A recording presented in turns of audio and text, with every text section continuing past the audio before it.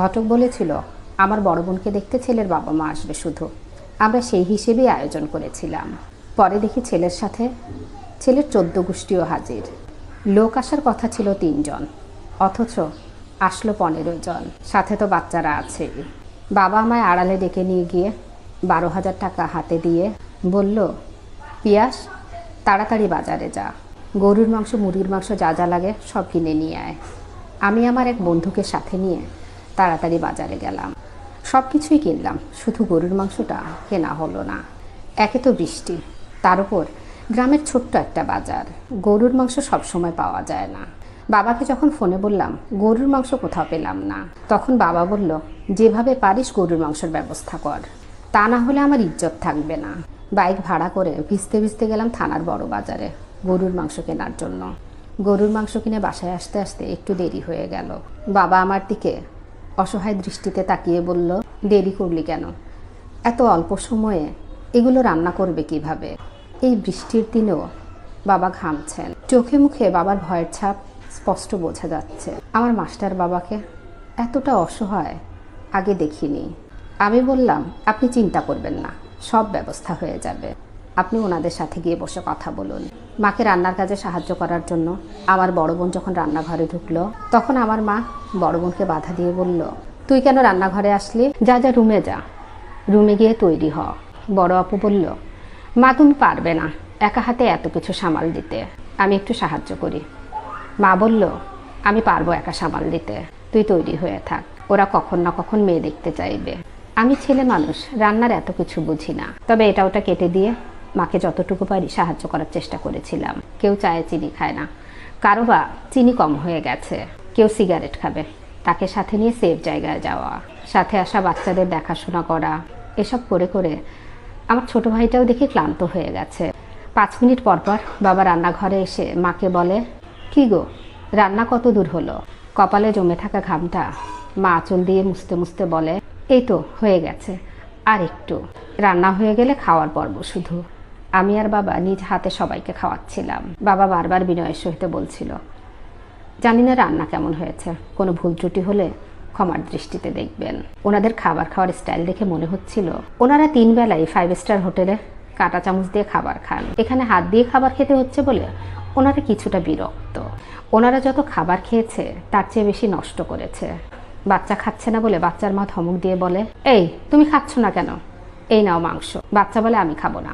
বাচ্চার মা বলে, তোমাকে খেতেই হবে, এই নাও মাংস বলে বাচ্চার প্লেটে পুরো বাটিই ঢেলে দেয়। খাওয়ার পর্ব শেষে মেয়ে দেখানোর পর্ব শুরু। আমার অনার্স পাশ করা বোনকে দিয়ে সূরা ফাতিহা বলানো থেকে শুরু করে হাতের লেখা দেখানো, সব কিছু শেষ হলে পাত্রের মা আমার বাবাকে বলল, আসলে মেয়ে আমাদের পছন্দ হয়নি, আমরা আমাদের ছেলের জন্য একটা সুন্দরী মেয়ে খুঁজছিলাম। পাত্রের বড় বোন বলল, মেয়ে দেখছি কিছুটা খাটো, তাছাড়া মেয়ের বয়সটাও একটু বেশি। কথাগুলো শুনে আমার বড় বোন মাথা নিচু করে চোখের জল ফেলছিল।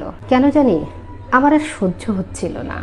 আমি তাদের বললাম, কেন আপনারা কি জানতেন না আমার বোন শ্যামলা? আমি তো ঘটককে আমার বোনের এডিট ছাড়াই ছবি দিয়েছিলাম। তাছাড়া আপনারা কি জানতেন না আমার বোনের উচ্চতা 5 ফুট 2 ইঞ্চি আর আমার বোন অনার্স পাশ করেছে? আমি তো ঘটককে বলেছি আগে থেকেই। পাত্রের দুলাভাই আমতা আমতা করে বলল, হ্যাঁ সবই জানতাম, তারপরেও এসেছিলাম সামনাসামনি একবার মেয়েকে দেখতে। দাঁতের সাথে দাঁত চেপে রেখে নিজের রাগটাকে কন্ট্রোল করে আমি বললাম, সামনাসামনি দেখলে কি হতো? আমার বোন তো আর শ্যামলা থেকে ফর্সা হয়ে যেত না, তার উচ্চতাও বেড়ে যেত না, কিংবা তার বয়সও কমে যেত না। তাহলে শুধু শুধু আপনারা এত কষ্ট করে আসতে গেলেন কেন? পাত্রের বড় বোন কিছুটা রেগে বলল, আমরা মেয়ে দেখতে এসেছি বলে দোষ করে ফেলেছি নাকি? আমি বললাম, না, আপনারা কোনো দোষ করেননি। 3 জনের জায়গায় 15 জন এসেছেন, এটা আপনাদের দোষ হয়নি। খাবার খাওয়ার চেয়ে নষ্ট করেছেন বেশি, এতেও আপনাদের দোষ হয়নি।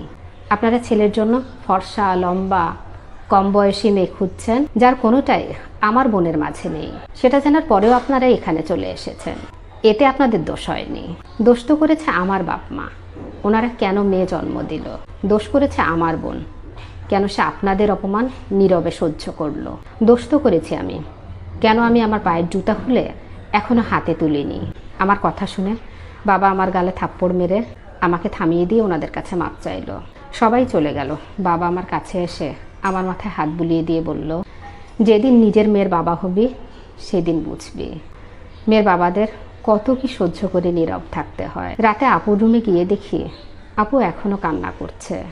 15 জন মানুষের সামনে যখন রিজেক্ট শব্দটা শুনতে হয় তখন অপমানে চোখে জল আসবেই। ছোট ভাইটা ক্লান্ত শরীর নিয়ে শুধু ডাল মেখে ভাত খাচ্ছে, অথচ কিছুক্ষণ আগেও রোস্ট, গরুর মাংস, মাছ ভাজা সব এ বাসায় রান্না হয়েছে। নিজের দিকে তাকিয়ে দেখি বৃষ্টিতে ভেজা টি শার্টটা শরীরেই শুকিয়ে গেছে।